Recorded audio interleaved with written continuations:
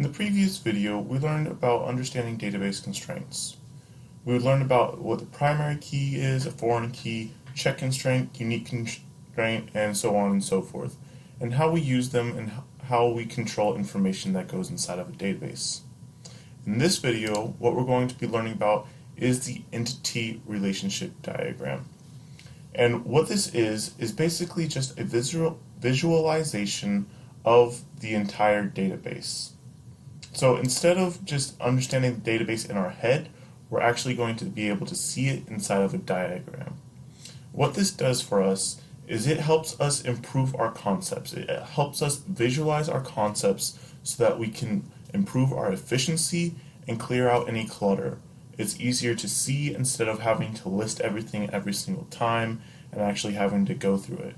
We can also see how each table is interconnected instead of having to just understand through our minds.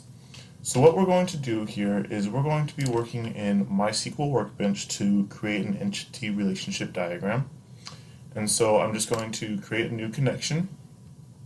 And what I've done is I've just created all of the tables that we created in our previous examples. As you can see on the left-hand side, we have the server Creative Online School. Then we have the tables, and we have each of our three tables, the cats, owners, and pets. And you can see all the columns that we have had before are still there, the ID, name, gender, phone. And you can also see for pets, we have everything. And so what we're going to do in order to create this entity relationship diagram is just go up to the database, and we're going to reverse engineer.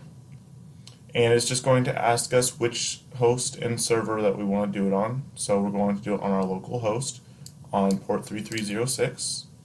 Click Next. It's saying that it has everything set up to go. Then we are going to select the database to create our entity relationship diagram on. Click Next. And then we want to import MySQL table objects. And we just execute. It says it's successful. And we finish. So once we are finished, we have this diagram of how the entire database is interconnected. So as you can see, we have our table owners over to the left, we have our table cats up top, and we have our table pets on the bottom. And what you can do is hover over these links, and what it shows you is how these two tables are linked. It highlights the ID, and then it goes into the owner ID. And what you can see is right here, it has a single bar coming out of owners and multiple bar going into cats. What this means is it is a one-to-many relationship, the one coming from owners and the many coming from cats. If it were a one-to-one relationship, it would have a single bar coming out of owners and a single bar going into cats. If it were a many-to-many relationship, then it would have multiple bars going into multiple bars. As you can see with pets, it does the same thing. It's hard to see right here, but it has the multiple pronged going into pets. And we can highlight it and see which ID goes to where. We can also expand the indexes to see what our primary key is, and then our owner ID is the foreign key. I hope that this video has been helpful for you in learning how to create an entity relationship diagram in MySQL Workbench.